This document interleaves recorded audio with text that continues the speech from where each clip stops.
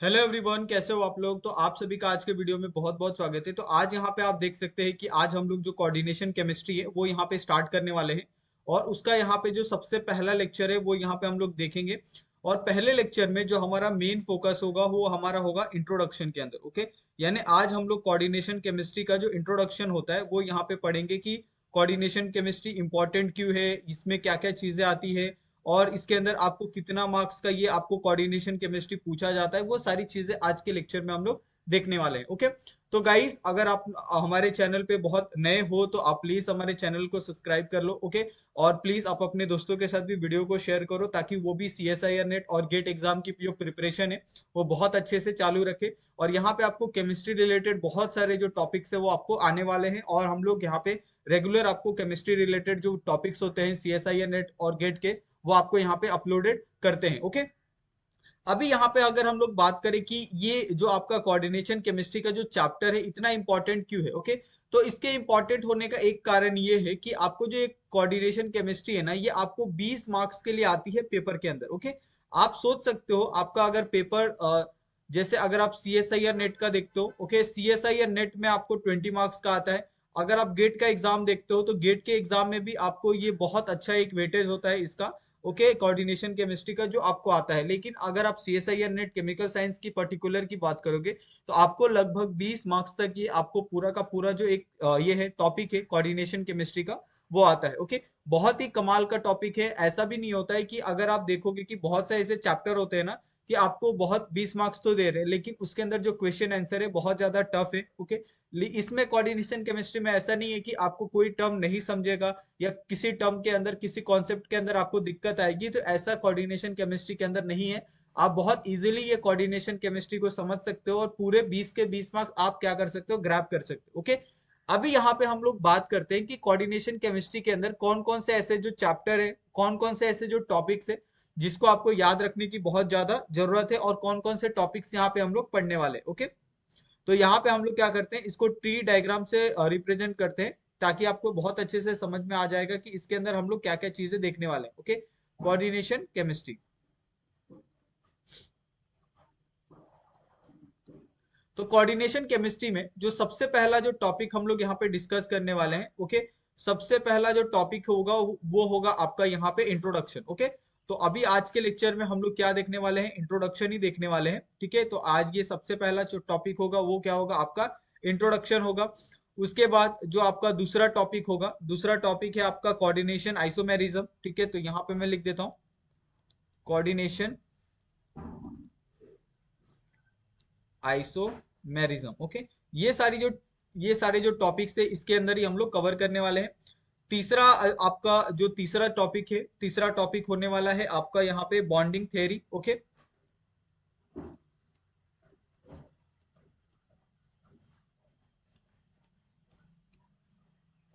उसके बाद इसके अंदर जो चौथा टॉपिक यहाँ पे हम लोग डिस्कस करने वाले हैं वो है आपका CFSE। ओके, यानी सेंट्रल कोऑर्डिनेशन केमिस्ट्री। ओके, तो ये यहाँ पे हम लोग देखने वाले हैं।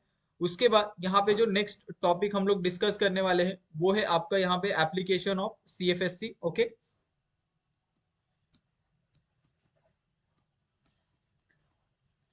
Application of crystal field. Okay, उसके बाद यहाँ पे जो नेक्स्ट टॉपिक डिस्कस करने वाले हैं हम लोग वो है आपका स्पेक्ट्रोस्कोपी टर्म।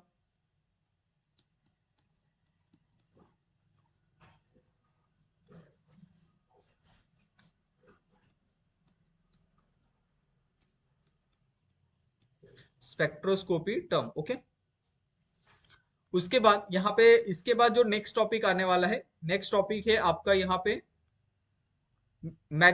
Orgel diagram. ठीक है, ऑर्गल डायग्राम से भी आपको बहुत सारे जो क्वेश्चन है वो आपको देखने के लिए मिलते हैं। ओके, तो ये ऑर्गल डायग्राम। ठीक है, उसके बाद जो नेक्स्ट यहाँ पे जो टॉपिक यहाँ पे डिस्कस करने वाले हैं वो है आपका यहाँ पे मैग्नेटिक मूवमेंट। ओके,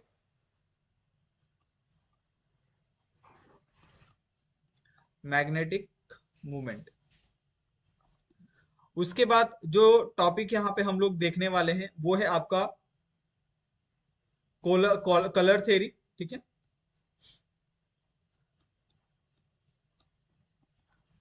उसके बाद ये जो लास्ट आपका एक टॉपिक है और यहाँ पे हम लोग डिस्कस करने वाले हैं वो है आपका इनऑर्गेनिक रिएक्शन मैकेनिज्म। ओके,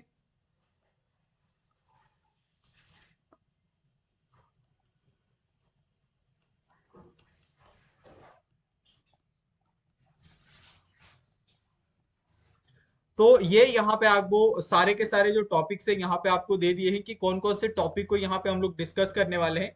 तो सबसे पहला जो टॉपिक होने वाला है वो होने वाला है आपका इंट्रोडक्शन, जो आज के लेक्चर में हम लोग देखेंगे कि आपका कोऑर्डिनेशन केमिस्ट्री क्या होता है, इसके अंदर क्या क्या चीजें आती है। देन उसके बाद आपका कोऑर्डिनेशन आइसोमेरिज्म, उसके बाद बॉन्डिंग थ्योरी, फिर उसके बाद सीएफएससी वैल्यू, उसके बाद आपका एप्लीकेशन ऑफ सीएफएससी, उसके बाद कुछ स्पेक्ट्रोस्कोपी के टर्म यहाँ पे हम लोग डिस्कस करेंगे, ऑर्गल डायग्राम डिस्कस करेंगे। ओके, उसके बाद मैग्नेटिक मूवमेंट देखने वाले हैं, उसके बाद आपका जो कलर थ्योरी है वो देखने वाले हैं, और उसके बाद जो लास्ट टॉपिक होगा वो होगा आपका इनऑर्गेनिक रिएक्शन मैकेनिज्म। ओके, तो इस तरीके से क्या करने वाले हैं हम अपने जो कोऑर्डिनेशन केमिस्ट्री को है वो हम लोग पढ़ने वाले हैं। ओके, अभी यहाँ पे सबसे पहले अगर आप इंट्रोडक्शन की बात करो कि कोऑर्डिनेशन केमिस्ट्री का इंट्रोडक्शन क्या होता है, तो यहाँ पे हम लोग हेडलाइन डालते हैं। ठीक है, यहाँ पे मैंने हेडलाइन डाला इंट्रोडक्शन। ठीक है, और इंट्रोडक्शन बहुत कमाल का होने वाला है, ताकि आपको एक बार अगर आप पढ़ोगे ना कोऑर्डिनेशन केमिस्ट्री तो आपको बहुत अच्छे से यहाँ पे बहुत अच्छे से याद रहेगा, और आप मेरे हिसाब से इसको कभी ये वाले टॉपिक को आप नहीं भूलोगे। ठीक है, अभी यहाँ पे हम लोग बात करते हैं कि इंट्रोडक्शन में आप क्या क्या चीजें यहाँ पे पढ़ते हो। ठीक है, तो इंट्रोडक्शन में हम लोग बेसिकली अगर आप कभी भी इसका देखोगे कोऑर्डिनेशन केमिस्ट्री के अंदर, तो दो चीजें बहुत इंपॉर्टेंट रहती है। सबसे पहला होता है आपका जो कोऑर्डिनेट बॉन्ड होता है ना, ये कोऑर्डिनेट बॉन्ड का फॉर्मेशन कैसे होता है। ओके, और अगर आप कोऑर्डिनेट बॉन्ड को अगर आप कंपेयर करते हो कोवेलेंट बॉन्ड से, ओके, कि कोवेलेंट बॉन्ड का जो फॉर्मेशन होता है वो कैसे होता है, दोनों सिमिलर होते हैं लेकिन दोनों में आपको थोड़ी थोड़ी से जो डिफरेंशिएशन है वो आपको देखने के लिए मिलता है। ओके, वो डिफरेंशिएशन क्या है यहाँ पे वही हम लोग डिस्कस करने वाले हैं और डिटेल में हम लोग डिस्कस करेंगे। अगर आप कभी भी कोऑर्डिनेशन और जो कोऑर्डिनेट बॉन्ड होता है, कोऑर्डिनेट बॉन्ड के अंदर आपको पता है कि उसके अंदर क्या होता है, आपका मेटल और लिगेंड का यहाँ पे फॉर्मेशन आपको देखने के लिए मिलता है। ओके, और जो आपका कोवेलेंट बॉन्ड होता है वो आपके दो अलग अलग आपके स्पेशीज के अंदर क्या होता है, बॉन्ड फॉर्मेशन आपको देखने के लिए मिलता है। यानी एक आप हो सकते हो और एक दूसरा हो सकता है, दोनों के अंदर जो बॉन्डिंग होती है उसको हम लोग कोवेलेंट बॉन्ड बोलते हैं। लेकिन अगर आप कोऑर्डिनेट बॉन्ड में देखते हो तो एक हमेशा मेटल रहेगा और एक आपका लिगेंड रहेगा। ओके, लेकिन अगर आप कोवेलेंट में देखोगे, कोवेलेंट में कैसा होता है, दोनों तरफ से सेम इक्वली आपको जो एक कंट्रीब्यूशन होता है ना वो आपको देखने के लिए मिलता है। ओके, यानी अगर आप ए की बात करो, अगर ए के पास इस तरीके से वो कंट्रीब्यूट कर रहा है जिसके पास एक इलेक्ट्रॉन है, उसी तरीके से जो बी होगा, बी के पास क्या करेगा, वो कंट्रीब्यूट करेगा इक्वली जिसके पास क्या होगा, एक इलेक्ट्रॉन होगा। ओके, और ये दोनों ए और बी मिलके क्या बनाएंगे, यहाँ पे एक बॉन्ड फॉर्मेशन करेंगे। ओके, इस तरीके से ये आपका बी हो गया, और ये जो बॉन्ड फॉर्मेशन होगा ये दोनों इक्वली क्या करेंगे, इक्वली पार्ट इसके अंदर लेंगे, और इक्वली यहाँ पे जो ये है शेयरिंग है, कंट्रीब्यूशन है, वो यहाँ पे आपको देखने के लिए मिलेगा। लेकिन अगर आप सेम केस अगर आप कोऑर्डिनेट बॉन्ड में देखते हो तो आपको इस तरीके का नहीं दिखेगा। कोऑर्डिनेट बॉन्ड में क्या होता है कि जो आपके पास मेटल होता है, ओके, वो किसी भी तरीके का क्या करता है, कंट्रीब्यूशन नहीं करता। ओके, लेकिन जो लिगेंड होता है वो लिगेंड क्या करता है, अपना पूरा 100 का 100% क्या करता है, कंट्रीब्यूशन करता है for making and for bonding. Okay, यानी सिंपली अगर आपको कोऑर्डिनेट बॉन्ड बनाना है तो आप एक बात समझ लो कि उसके अंदर बिना लिगेंड के वो कोऑर्डिनेट बॉन्ड फॉर्म नहीं होगा, उसके अंदर मेटल का कोई भी पार्टिसिपेशन नहीं रहता है। लेकिन अगर आप लिगेंड का देखोगे, लिगेंड का यहाँ पे 100% पार्टिसिपेशन आपको देखने के लिए मिल रहा है। और ये इस तरीके से क्या करते हैं, यहाँ पे ये बॉन्ड फॉर्मेशन करते हैं। ये आपका मेटल का बॉन्ड हो गया और ये आपका लिगेंड का। ओके, और मेटल और लिगेंड क्या करते हैं, मिलके ही क्या करते हैं, यहाँ पे बॉन्ड फॉर्मेशन करते हैं, जिसको हम लोग कोऑर्डिनेट बॉन्ड कहते हैं। लेकिन कोवेलेंट में आपको इक्वली शेयरिंग देखने के लिए मिलेगा, चाहे आपका ए हो या बी हो, दोनों तरफ से आपको 50-50% जो एक पार्टिसिपेशन होता है वो आपको वहां पे देखने के लिए मिलता है। ठीक है, अभी यहाँ पे एक हम लोग थोड़ा सा और समझते हैं कि कोऑर्डिनेशन कॉम्प्लेक्स क्या होता है। ठीक है, तो यहाँ पे आप एक छोटा सा एक और हेडलाइन डाल सकते हो। ठीक है, कि कोऑर्डिनेशन कॉम्प्लेक्स क्या होता है। ये सारी चीजें इंट्रोडक्शन में आ रही है, यानी इंट्रोडक्शन में ही हम बहुत सारी चीजें आपके मन से क्लियर कर देते हैं, ताकि आपके दिमाग में कोई भी जो एक छोटा मोटा जो डाउट होता है वो ना रहे। अभी यहाँ पे देखोगे कि कोऑर्डिनेशन कॉम्प्लेक्स क्या होता है, तो आप बहुत सिंपली इसको समझ सकते हो। जैसे आपके पास क्या है, मेटल है। ठीक है, अभी आपको पता है कि मेटल क्या करता है, किसी भी तरीके का कोई भी कंट्रीब्यूशन नहीं करता। ओके, तो कोऑर्डिनेशन कॉम्प्लेक्स फॉर्म करने के लिए वो क्या करता है, लिगेंड से, ओके, यहाँ पे जो भी उसके आसपास लिगेंड होते हैं ना, जैसे यहाँ पे एक लिगेंड है, ओके, यहाँ पे एक लिगेंड है, यहाँ पे एक लिगेंड है, यहाँ पे एक लिगेंड, ठीक है, ये एक लिगेंड हो गया और ये एक लिगेंड हो गया। ये क्या करते हैं, अपना जो भी उनके पास एक इलेक्ट्रॉन होता है वो शेयर करते हैं किसको, मेटल को, ओके। और इस तरीके से क्या होता है, कोऑर्डिनेशन कॉम्प्लेक्स फॉर्म होता है, ठीक है। यहाँ पे जितने लिगेंड होते हैं, ओके, वो क्या करते हैं, यहाँ पे इक्वल अमाउंट, जैसे वो 100% क्या करते हैं, पूरा अपना मेटल को ये करते हैं, अपना जो भी शेयरिंग होता है, जो भी आपका कंट्रीब्यूशन होता है, वो लिगेंड ही करते हैं। और लिगेंड ये करके क्या करते हैं, कोऑर्डिनेशन कॉम्प्लेक्स का क्या करते हैं, फॉर्मेशन करते हैं, ठीक है। अगर आप इसको यहाँ पे इन टर्म्स ऑफ अगर आप थ्योरी देखना चाहते हो तो वो सारी सारी चीजें भी यहाँ पे मैं लिख देता हूँ आपको, ताकि आपको कोई कंफ्यूजन ना हो, ओके। व्हेन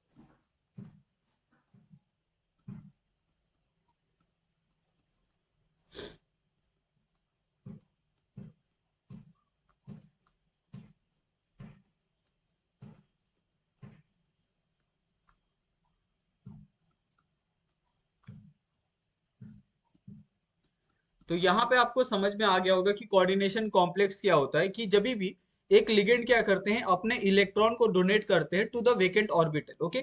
और यहाँ पे वेकेंट ऑर्बिटल कौन सा है, आपका वेकेंट ऑर्बिटल है ये एम वाला, ओके। तो यहाँ पे आप चाहो तो इसको एक लेबल भी कर सकते हो, ओके। ये क्या है, आपके वेकेंट ऑर्बिटल है, ठीक है, जो आपके मेटल कॉम्प्लेक्स है, और ये आपका क्या है, लिगेंड है, ठीक है। तो आप दोनों चीजों को अगर आप डोनेट ऐसे लिख के रखोगे, लेबलिंग करके रखोगे, तो आप जब भी इसको रिवाइज करोगे तो आपको दिक्कत नहीं आएगी, ठीक है। जब क्या करते हैं, जब लिगेंड डोनेट करते हैं इलेक्ट्रॉन पेयर को, okay, to the vacant orbital, then the coordination bond is form and complex is known as the coordination complex, okay. तो यहाँ पे बहुत अच्छे से आपको ये समझ में आ गया कि कोऑर्डिनेशन कॉम्प्लेक्स कैसे फॉर्म होता है, ओके। अगर आप कुछ कोऑर्डिनेशन कॉम्प्लेक्स का एग्जांपल भी लेना चाहते हो तो यहाँ पे मैं आपको एक एग्जांपल भी दे देता हूँ, जो कोऑर्डिनेशन कॉम्प्लेक्स का क्या है, एग्जांपल है, ओके। तो यहाँ पे आप एग्जांपल लिख लो, ठीक है। यहाँ पे मैं एक एग्जांपल लिखता हूँ और उसके अंदर आपको समझाता हूँ कि इसके अंदर आपका लिगेंड कौन सा है, मेटल कौन सा है, ओके। ये आपके पास क्या है, एक ये है आपके पास यहाँ पे कोऑर्डिनेशन कॉम्प्लेक्स का यहाँ पे एग्जांपल है, ठीक है।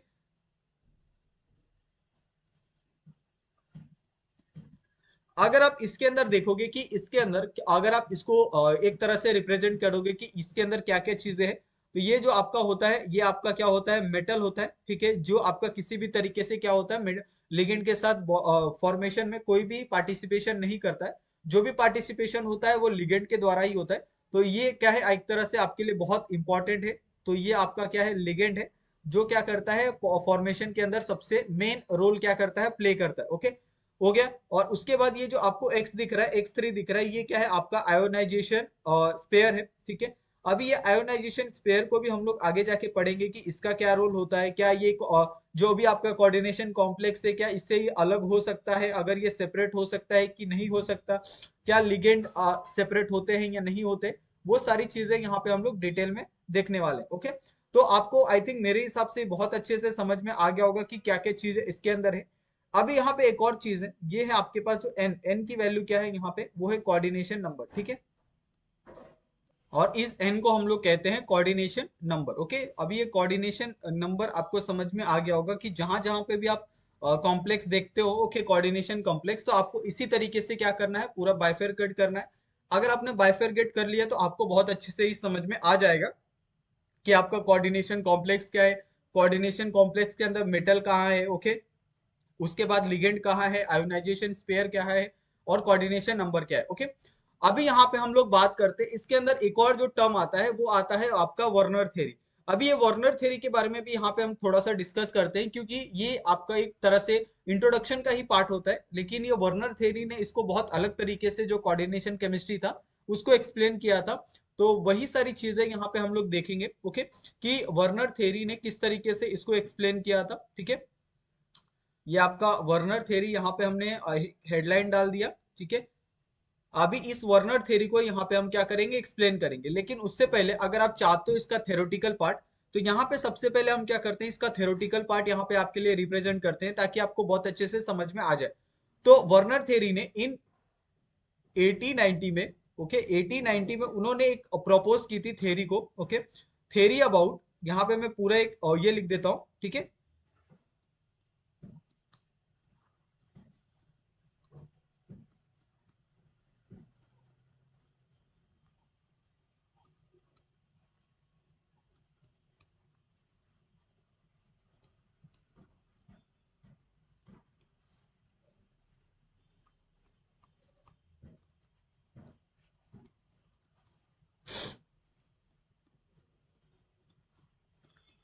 तो यहाँ पे साफ साफ ये कहा गया है कि वार्नर ने 1890 में क्या किया था, एक थ्योरी प्रपोज किया था, okay, for structure and formation of coordination complex, okay. तो ये क्या थ्योरी क्या थी, ये किस तरीके से उन्होंने पूरा बताया था, वो सारी चीजें यहाँ पे हम लोग वार्नर के थ्योरी के थ्रू डिस्कस करेंगे, जिसके अंदर वार्नर ने दो चीजों के बारे में बताया था। सबसे पहली जो चीज थी वो थी उसकी प्राइमरी वैलेंसी, ओके, कि प्राइमरी वैलेंसी क्या होती है, ठीक है, और दूसरी थी उसकी सेकेंडरी वैलेंसी क्या होती है फॉर कोऑर्डिनेशन कॉम्प्लेक्स की, ओके।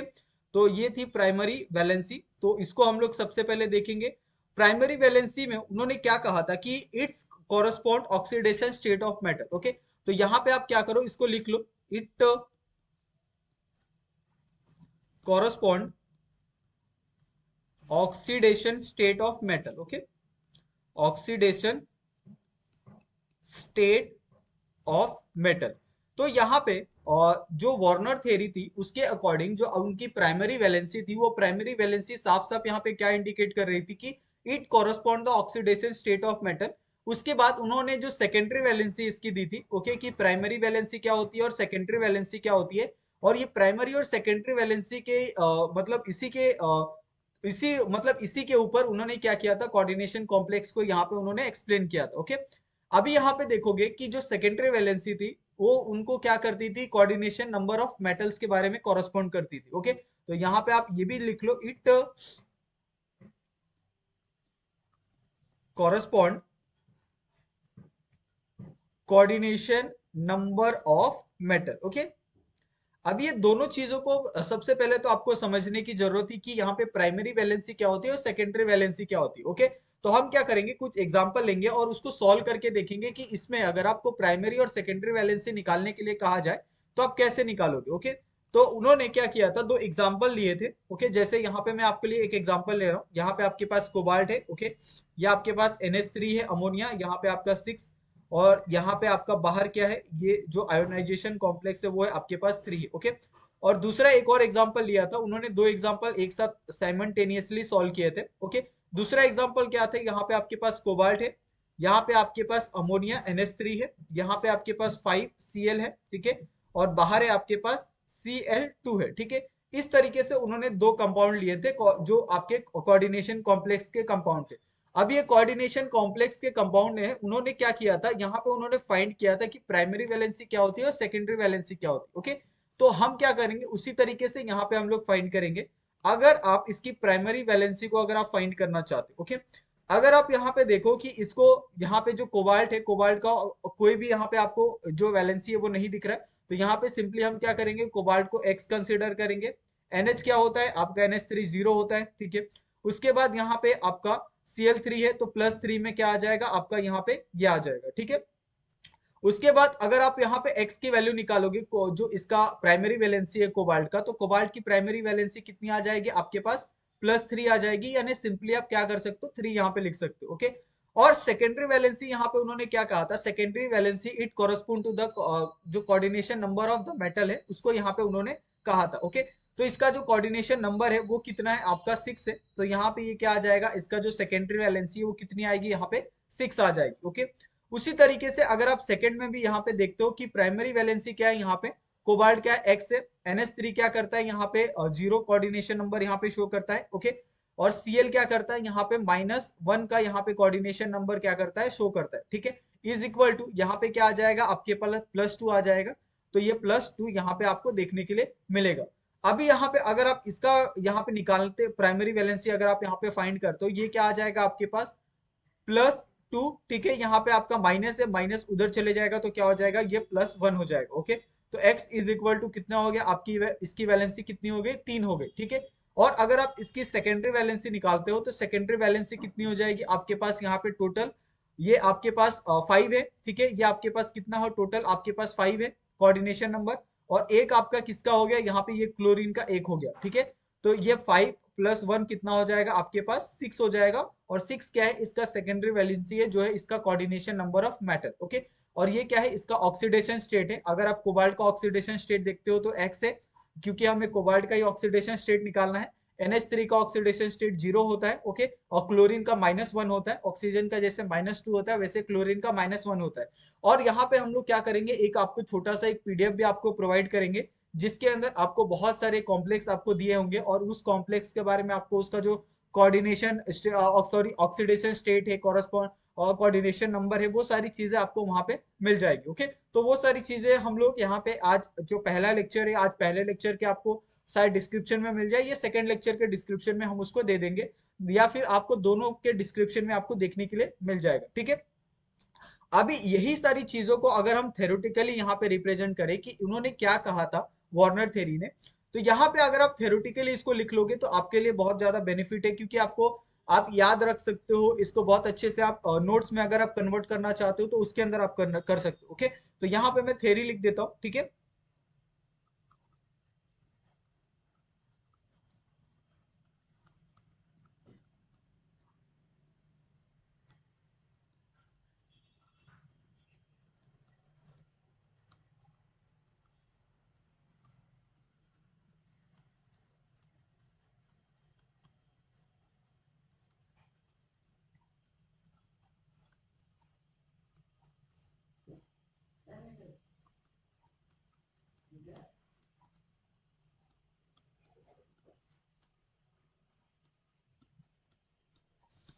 अभी यहाँ पे देखो, आपको जो सबसे पहला सेंटेंस लिखा है इसमें क्या लिखा है कि ligand which satisfy only primary valency as present in the ionisation sphere. Okay, अभी यहाँ पे अगर हमने ऊपर एक जो कॉम्प्लेक्स का एक एग्जांपल यहाँ पे दिया था कि आयोनाइजेशन स्पेयर क्या होता है आपका, आयोनाइजेशन स्पेयर वो होता है जो आपके ब्रैकेट के बाहर होता है, स्क्वायर ब्रैकेट के बाहर। ओके, तो जब भी आपको स्क्वायर ब्रैकेट के बाहर जो भी चीजें दिखती है आपको, तो वो क्या करती है यहाँ पे इंडिकेट करती है प्राइमरी वैलेंसी को। ओके, तो जब भी आपको प्राइमरी वैलेंसी कहा जाए तो आप हमेशा कहाँ पे देखोगे, जो ब्रैकेट के बाहर होता है, इस स्क्वायर ब्रैकेट के बाहर जो भी होगा उसको हम लोग क्या करेंगे, as a primary valency consider करेंगे। ओके, और दूसरा यहाँ पे जो दूसरा कंडीशन था फॉर सेकेंडरी वैलेंसी के लिए, उसको भी यहाँ पे मैं क्या करता हूँ लिखता हूँ, फिर उसको भी यहाँ पे एक्सप्लेन करके आपको बताऊंगा। ठीक है,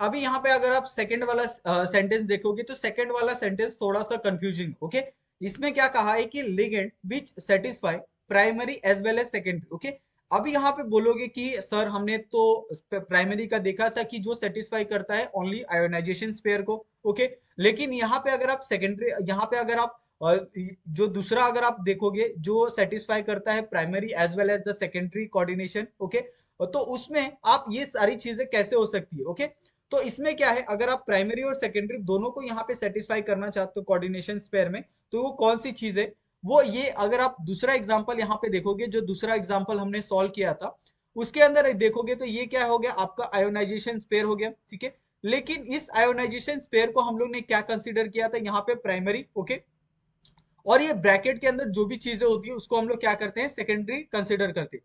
लेकिन सेकेंडरी में यहाँ पे देखोगे आपको एक क्लोरीन दिख रहा है, ओके। ये क्लोरीन क्या करता है, एक्ट करता है एज अ प्राइमरी और सेकेंडरी दोनों की तरफ, ठीक है। तो ये आपका सेकेंडरी हो गया। और ऐसे ही जो कॉम्प्लेक्स होते हैं उसी कॉम्प्लेक्स को यहाँ पे क्या करते हैं हम लोग की, वो जो लिगेंड्स होते हैं वो सेटिस्फाई करते हैं आपके primary as well as the secondary vacancy as present in the coordination sphere, okay. तो ये आपको आई थिंक मेरे हिसाब से बहुत अच्छे से समझ में आ गया होगा। अभी यहाँ पे एक आपको कुछ नोट्स यहाँ पे मैं लिख के देता हूँ, उसको आप थोड़ा सा क्या करो, अच्छे से इसको लिख लो, ठीक है। चाहो तो आप इसको एक स्टिकी नोट्स में भी कन्वर्ट कर सकते हो, ठीक है। यहाँ पे मैं जो भी लिख रहा हूँ, ये आपका क्या हो गया, प्राइमरी वैलेंसी आर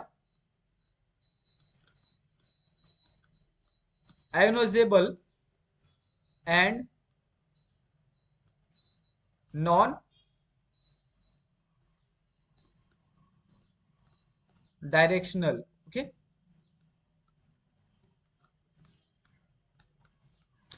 अभी यहाँ पे ये हमने क्यों कहा है, ये नोट्स में आप देखो ध्यान से कि primary valency are in ionizable and non directional, okay. तो यहाँ पे आपको ये समझना होगा कि नॉन डायरेक्शनल का मतलब क्या होता है, ठीक है। तभी आप इसको समझ में आएगा। जैसे यहाँ पे हमारे पास एक एग्जांपल हमने लिया था कि कोबाल्ट लिया था, ओके। इसके अंदर हमने NH3 लिया था, अमोनिया। यहाँ पे इसका ये लिया था, ठीक है। और यहाँ पे आपके पास क्या था, Cl3 था, ओके। जो आपका क्या था, आयोनाइजेशन एनर्जी था, ठीक है। यहाँ पे अगर आप देखोगे कि इसको आप इसमें क्या कर सकते हो, इसको आप ब्रेक कर सकते हो, ओके। इसको आप ब्रेक कैसे करोगे, प्राइमरी और सेकेंडरी को, यहाँ पे आप ध्यान से देखो तो ये आपका जो पूरा ब्रैकेट है, स्क्वायर ब्रैकेट, ये पूरा का पूरा जो स्क्वायर ब्रैकेट है आपको एज इट इज यहाँ पे देखने के लिए मिलेगा। यहाँ पे आपका जो ऑक्सीडेशन स्टेट आ जाएगा पूरे ब्रैकेट का, वो +3 आ जाएगा। और यहाँ पे जो आपका Cl3 है, वो Cl3 क्या हो जाएगा, यहाँ पे माइनस में कन्वर्ट हो जाएगा, Cl3 माइनस में, ओके। यानी 3Cl भी लिख सकते हो आप, Cl3 भी लिख सकते हो, ये आपके ऊपर है, ठीक है। और इस तरीके से क्या होगा, वो दोनों एक दूसरे में यहाँ पे डिवाइड हो जाएंगे। अभी यहाँ पे ये कहा है कि जो आपका प्राइमरी वैलेंसी है, ये प्राइमरी वैलेंसी तो यहाँ पे आपका क्या हो गया, क्या है, आयोनाइजेबल है। लेकिन ये नॉन डायरेक्शनल क्यों होगा, क्योंकि यहाँ से ये जब यहाँ से निकलेगा, ये जो आपका प्राइमरी वैलेंसी, तो ये एक ही डायरेक्शन में क्या करेगा, मूव करेगा, ओके। जैसे आपका लिगेंड होता है, लिगेंड आपका, लिगेंड से जो भी चीजें निकलती है वो अलग अलग डायरेक्शन में क्या करती है, आपको जाने जाते हुए देखने के लिए मिलती है। लेकिन ऐसा आपको इस प्राइमरी वैलेंसी के साथ आपको देखने के लिए नहीं मिलता, ठीक है। तो ये प्राइमरी और सेकेंडरी वैलेंसी में बहुत जो छोटे छोटे फर्क है, उसको आपको जब तक आप नोट्स प्रिपेयर नहीं करोगे इसका, तब तक आपको ये अच्छे से नहीं समझेगा, ठीक है। उसके बाद यहाँ पे जो सेकंड वाला है, ओके, सेकेंडरी वैलेंसी के लिए, तो उसके लिए भी अगर आप यहाँ पे नोट्स यहाँ पे हम लोग करके लिखे, ओके, तो इसको आप बहुत अच्छे से समझ में आ जाएगा, ठीक है। यहाँ पे क्या कहा है कि सेकेंडरी वैलेंसी, ठीक है, secondary valency are non ionizable, ठीक है, एंड डायरेक्शनल, ओके। ये क्या होती है, डायरेक्शनल होती है, लेकिन नॉन आयोनाइजेबल होती है, ये आसानी से क्या कर सकती है, ब्रेक नहीं हो सकती, ओके। अभी इसका एग्जांपल हमने एक लिया था, वो क्या था आपके पास, यहाँ पे CO है, ठीक है। यहाँ पे आपके पास NH3 है, ओके, और ये आपके पास 6 है। और यहाँ पे आपके पास जो आयोनाइजेबल है वो क्या है, आपके पास Cl3 है। अभी यहाँ पे सेकेंडरी वैलेंसी कौन सी कही है, ये पूरे ब्रैकेट को यहाँ पे सेकेंडरी वैलेंसी कहा है, जिसमें अमोनिया है। अमोनिया को आप क्या कर सकते हो, ब्रेक नहीं कर सकते, ठीक है, क्योंकि ये क्या है, लिगेंड फॉर्म में है। और ये लिगेंड फॉर्म में होने के कारण ये क्या होती है, आसानी से ब्रेक नहीं होती, ओके, डोंट ब्रेक। ये ब्रेक नहीं होगी, तो ये इसमें सिर्फ सिंपली यहाँ पे कहा है नॉन आयोनाइजेबल होती है, जो भी आपकी सेकेंडरी वैलेंसी होती है। लेकिन ये डायरेक्शनल होती है, ओके। डायरेक्शनल का मतलब क्या होता है कि अगर आपके पास यहाँ पे मेटल है, तो ये मेटल क्या करेगा, यहाँ पे जो लिगेंड है, ये लिगेंड चारों तरफ से अपने जो कॉम्प्लेक्स होते हैं, ओके, वो क्या करते हैं, यहाँ पे इसकी वैलेंसी को कंप्लीट करने के लिए यहाँ पे देते हैं, ओके। इस तरीके से क्या करती है, यूनिडायरेक्शनल होती है, ठीक है। और यही सारी चीजें आपको यहाँ पे देखने के लिए मिल रही है, जो यहाँ पे लिख के आपको दी है कि secondary valency are non ionizable and directional, ठीक है। तो ये आपको समझ में आ गई होगी कि किस तरीके से आपको ये सारी जो चीजें आपको याद रखनी है। बहुत सिंपल इसका इंट्रोडक्शन है, आपको बहुत ज्यादा इसके अंदर ये नहीं है कि बहुत डिफिकल्ट है, आप आसानी से ये सारी चीजों को याद कर सकते हो, ओके। यहाँ पे हम क्या करते हैं, एक क्वेश्चन सॉल्व करते हैं, और ये क्वेश्चन देखते हैं कि किस तरीके से आपको ये क्वेश्चन पूछा गया था, ओके। यहाँ पे आपके पास कुछ मेटल सॉरी, यहाँ पे आपको कुछ कोऑर्डिनेशन कॉम्प्लेक्सेस दिए थे, ठीक है। तो यहाँ पे हम कुछ कोऑर्डिनेशन कॉम्प्लेक्सेस को यहाँ पे ड्रॉ करते हैं, ठीक है।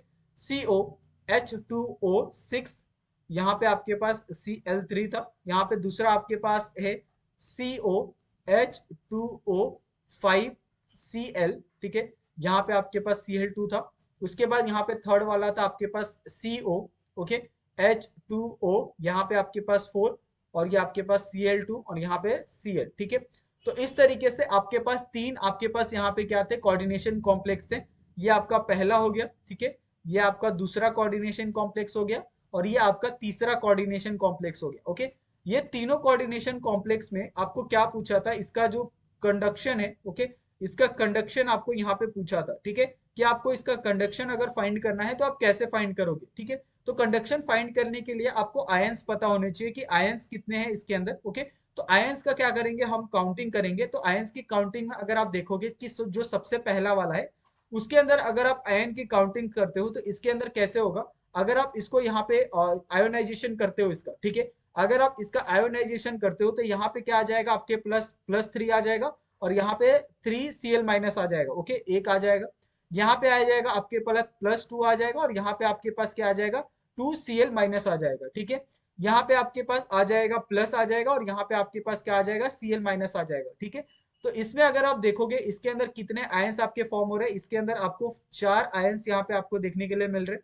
यहाँ पे कितने आयंस हो जाएंगे, यहाँ पे आपके 3 आयंस आपको देखने के लिए मिलेंगे, और यहाँ पे कितने आपके सिर्फ 2 आयंस यहाँ पे आपको देखने के लिए मिलेंगे, ठीक है। तो इस हिसाब से आप कह सकते हो कि इसका जो कंडक्शन है वो किस तरीके से आएगा, कि जो कंडक्शन होता है ये डायरेक्टली प्रोपोर्शनल होता है आपके आयंस के, ओके।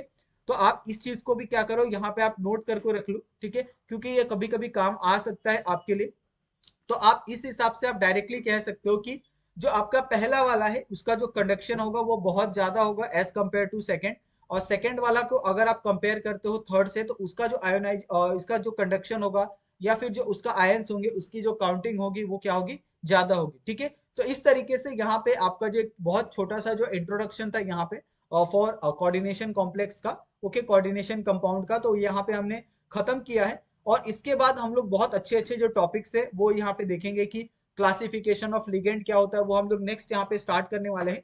तो आज के लिए इतना ही। अगर आप नए नए आए हो तो आपसे वापस रिक्वेस्ट है कि प्लीज आप लोग हमारे चैनल को सब्सक्राइब कर लो, और आप चाहे तो हमारा टेलीग्राम का और आप इंस्टा पे भी हमें फॉलो कर सकते हैं।